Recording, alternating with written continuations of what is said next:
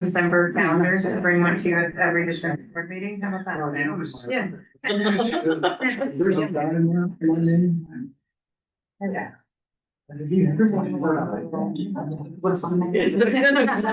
Only this does not have carpet, the other way does. Different flooring. We have it live, and Sabrina is also in the meeting. All right. You're still.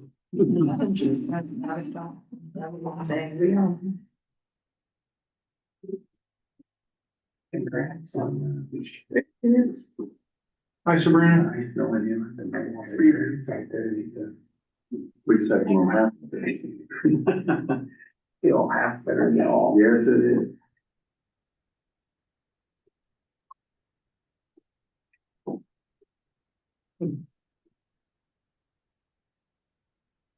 We were.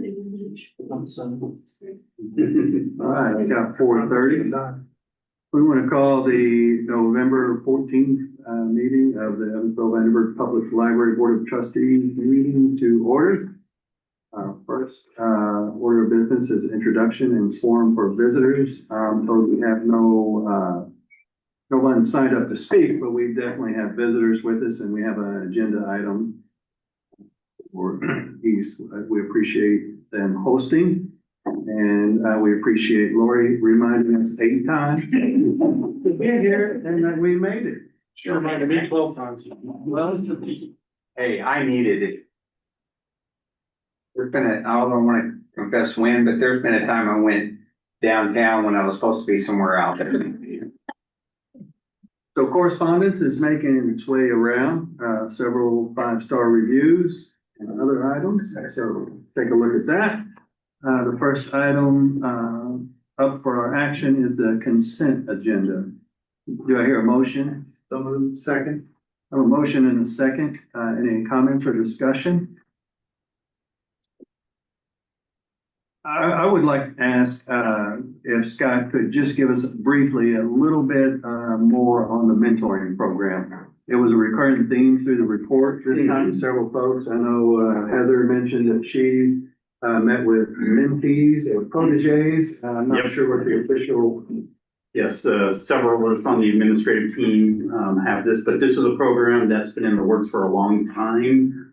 Heather is part of the strategic plan as an action item, and Heather worked with the HR department as well as a task force within the library to create this group and set of guidelines for us. And that team did an outstanding job. When we had our staff development day, we met potential proteges and kind of did a meet and greet with a bunch of different folks. And then we worked with the mentoring committee chair to match us up with proteges. And so we have proteges. I have one myself that I'm working with. I know Heather has one, but obviously in our position, we mentor folks all the time. Yeah. This is more formal, scheduled, and it's been going a little over a month now and going great. Nice, nice. You have anything to add, Heather? It was basically your team's hard work, so. Thanks. Any other comments, discussion? Hearing none, all those in favor? Aye. Same sign opposed? That motion carries. We are ready for governance. Are we governance already? Yes. Public hearing on the proposed lease. So the scheduled hearing on the proposed leases for today have been postponed due to a failure to reach an agreement on either lease.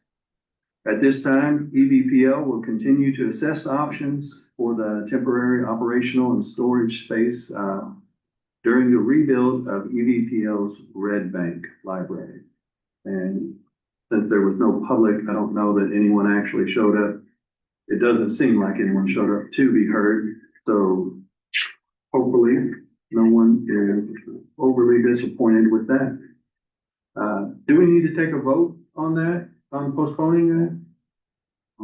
Steve? No.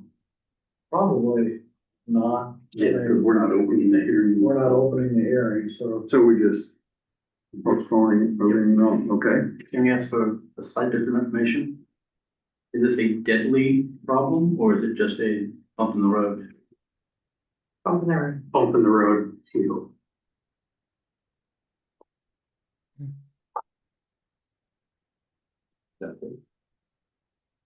We good? Any other comments or discussion? So with the public hearing not going on, are we going ahead with the Yes. Red Bank closure? Yes. We are gonna go ahead with that. All right. Heather? So the next item is in anticipation of a move, no matter where we end up. We do still need to close the location and prepare the materials to be moved to both storage and to the temporary location. So that we can get out of that building in time to have the demolition started in early next year to keep the project moving on the timeline. So regardless of how the bump in the road ends up, we have brought before you a memo to formally close Red Bank on, this is the wrong date. It should be Friday, December 12th, Okay, amended memo. so we'll amend it. Yeah. Do I hear a motion? Second. A motion and a second to consider, closing Red Bank, beginning on Friday, December 12th. Any comments or discussion? I will just like to point out that I have a garage. You say that and we may need it. I guess depending on how you want to note that, I just want to note Saturday, it would be closed. The last day of operation would be Friday, the 12th. So however you want to read that, I just want to be So clear. probably either way. Either way works. We don't have to probably formally amend the memo because that Saturday would be the first day fully closed. We intend to run Patron can still show up on Friday. 100%. I would suggest then we keep Saturday. Yeah, the 13th. Because Yeah. then that's when the closure begins. Perfect. Okay. Celebration? or Oh, we good have a holiday? week long of programming.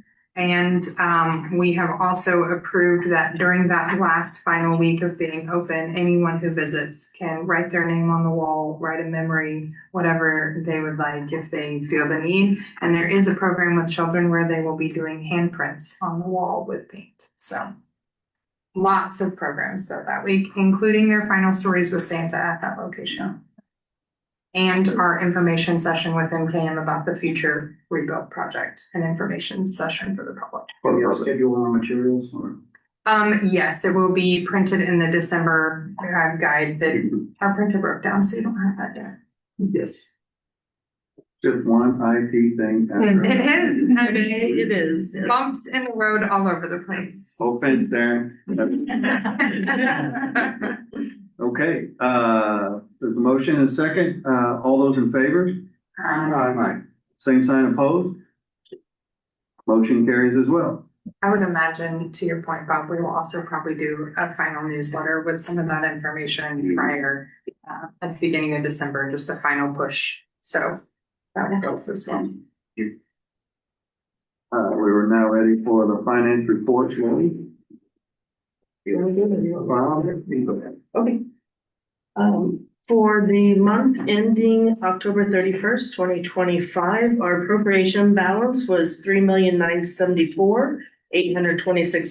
$3,974,826.87, for approximately 23% of the budget balance is left. Any questions? I did have one, and something I guess a meeting or two ago. We seem to be on a low spend for the books. We only spent 200 out of 500,000. Didn't happen to it. Is there a reason for that? Partially because our main supplier, our main vendor, Baker Taylor, is going out of business. And yeah. So we, Another bump, right? yeah, it's another bump in the road, but we have pivoted to most of our books are now being purchased through Ingram, which we already had an established relationship with. And so we will be trying to catch up. So we are working on catching up. That's why we're a little bit behind for the year. But we will be trying to catch up in the next 2 months because this is only through the end of October. We had bill, which are getting ready to approve in the bills around $70,000, maybe a little bit more for the month of November. So we'll have additional then in December.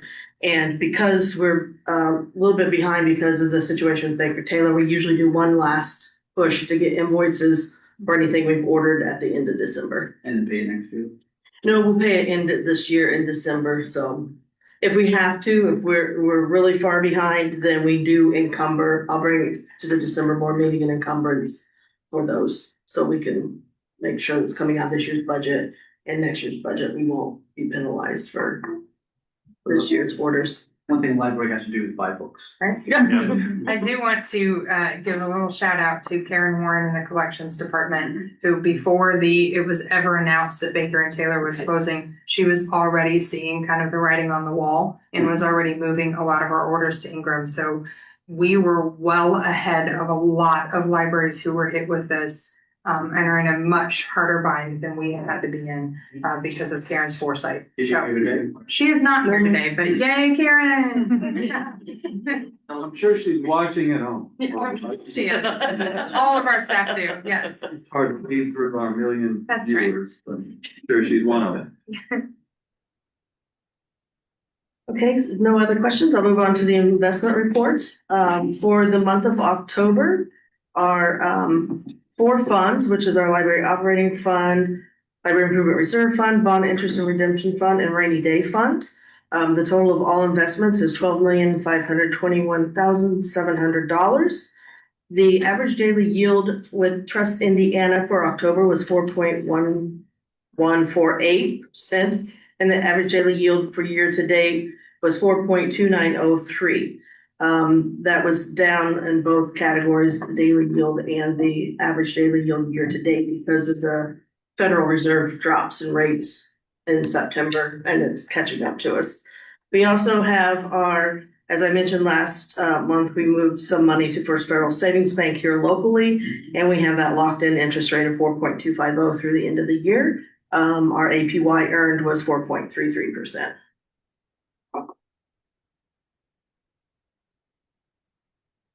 For Bill.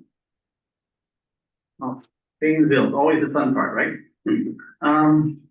For the month through the time covered by this, we had bills, invoices totaling $862,979.63. October was a 3-pay month. So we had 3 payments on October 3rd, October 17, October 31, for respectively $372,884.70, $371,560.28, and $541,566.75. And I even went to the trouble of saying that means a total for the payroll of $1.286011.73 million. We'd ask that those be approved by a board vote. So moved. Got a motion and a second. Any comments or discussion? Hearing none. All those in favor? Aye. Same sign opposed? That motion carries as well. Thank you, Mr. Musgrave. And now we have other business, which item 7A is the slate of officers announced for 2026. This is information. We'll take action at the January business meeting. I want to express my thanks to the nominations committee, which was Dr. Stubbs, Eric Williams, and Robert Musgrave, for their quick work and getting together. I know it's one of the most difficult things for that. I've done that in the past, is getting everybody's calendar to align so that we can do that work. So I appreciate how quickly that we were able to do that. Are there any comments or discussion about the slate of officers for 2026? At what point can we withdraw from that? No, yesterday. Yesterday. Thank you, guys. Thank you guys for your, and ladies, everybody for your service. All right, moving on to item 7B, which is the EVPL Foundation Liaison Report, which is also me. The foundation met on October 15th, 2025 at 4:30 p.m. down at Central Library. I was not in attendance at that meeting. Was Matt Volkman there? No. There was a question mark on the agenda. So, we did not have the investment report from Volkman. We did, have some discussion of the Arts Council under board membership and old business, from, Heather. Approval of minutes and a financial report from, Ms. Tomlin. The ex officio report from Mr. Kenny. We discussed new business, which was the 2026 budget for the foundation, the 2026 foundation meeting dates, which is the third Wednesday on the quarter, the 2026 book sale dates, which will be March 7th, 10 to 4, and March 8th, 1 to 3, at the Browning Room at Central Library, August 1st, 2nd at Washington Square again, and then November 14th from 10 to 5 and 15th from 1 to 3 back in the Browning Room. I think we had a book sale this past weekend. I was there Sunday and we had a great turnout. There was a even better turnout on Saturday, we had that weather turn. It got really cold, if no one noticed this weekend.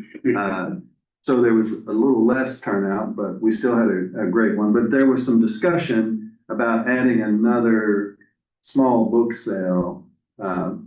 Eric sent some information, so there may be more information coming on those. But those were the sale dates that were discussed at the last meeting. So this weekend, though, book sales on Saturday and Sunday netted an income for the foundation and for the library work of $7,049.24. So just a wonderful turnout, and it's a win-win scenario where the library and the library foundation get money to put back in the library, and folks get to take home boxes and bags of books. It's amazing to me. Some folks are like wheelbarrowing books out of there, and things that, you would look at and think, well, that thing hasn't been checked out in years, but then somebody is taking it out like it's their most prized possession. So that's fantastic. Any comments or questions about that?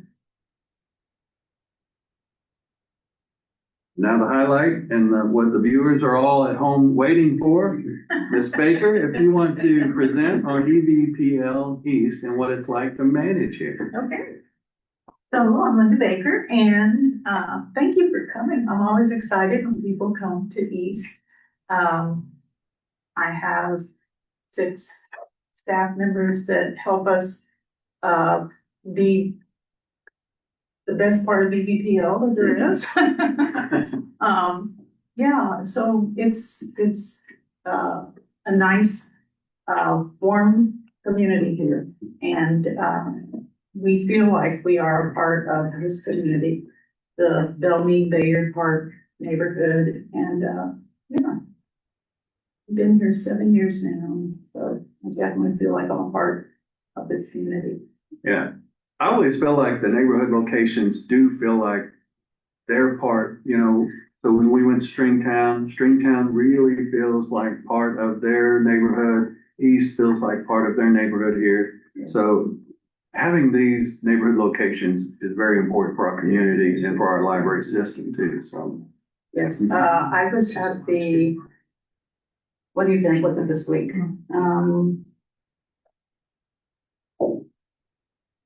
I'm trying so hard to keep it. Evansville Housing Authority. Okay. Their event, and representing the library, of course.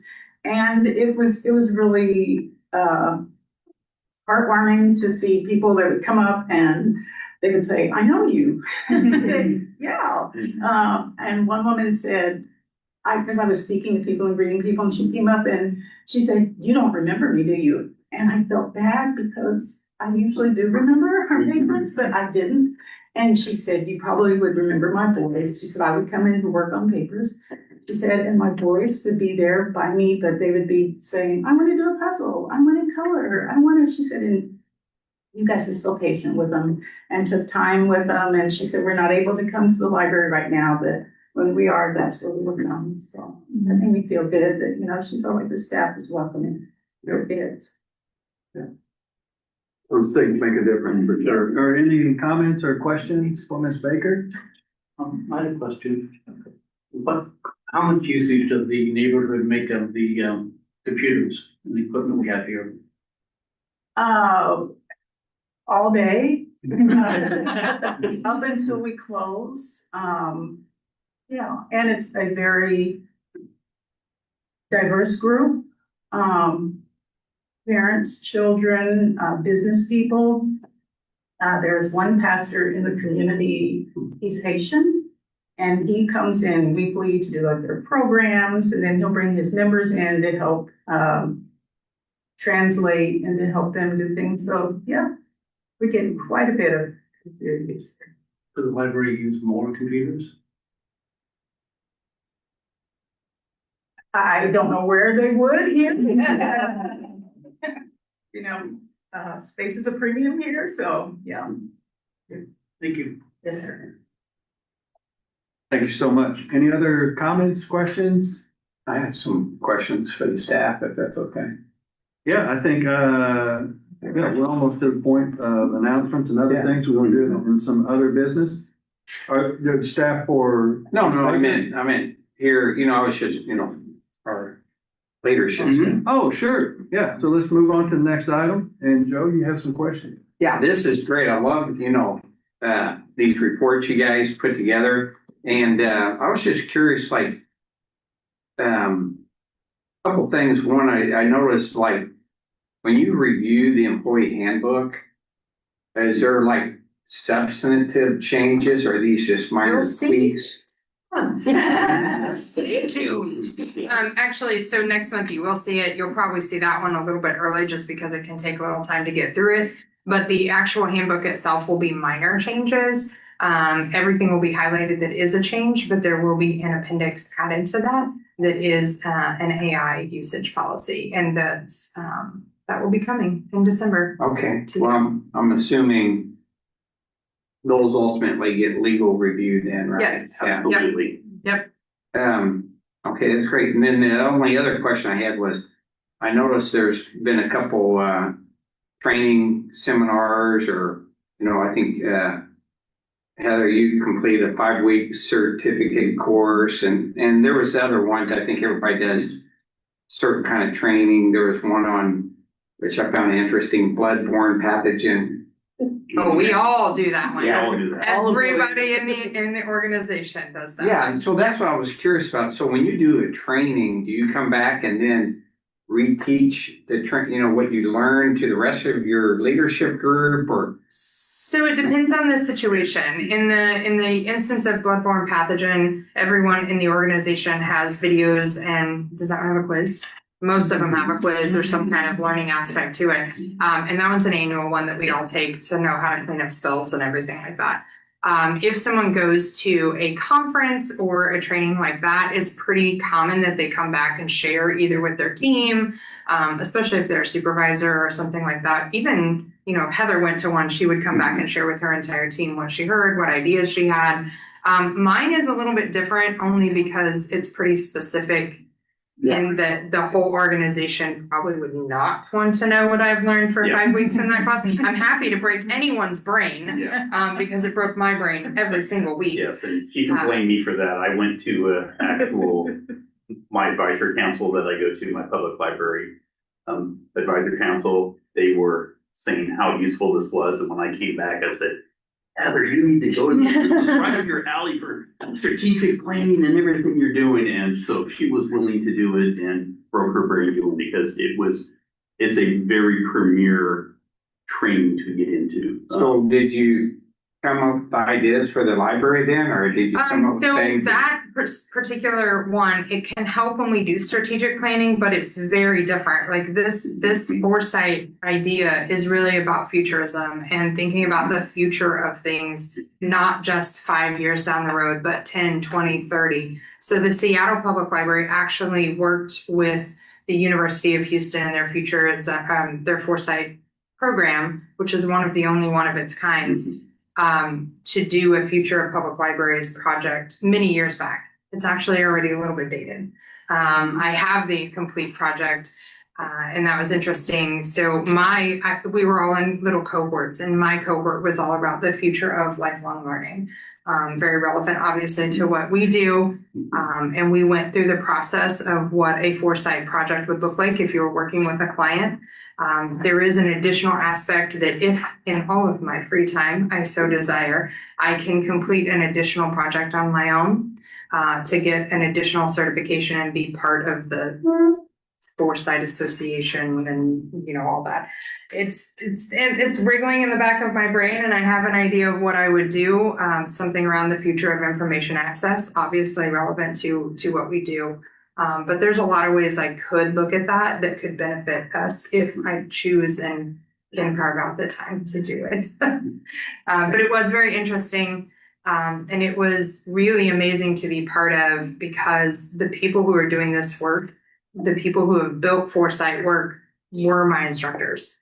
And literally the man who wrote one of the foregoing books on this was the instructor of the program. So it was very valuable. It did break my brain a little bit, but I got there in the end, and I met some great people. So that was really enjoyable. Okay, thanks. I'm not gonna say was that the same certification that Nostradamus has? That's a good idea. I'll send an email to the instructor and ask him if he knows it. Scott, announcements?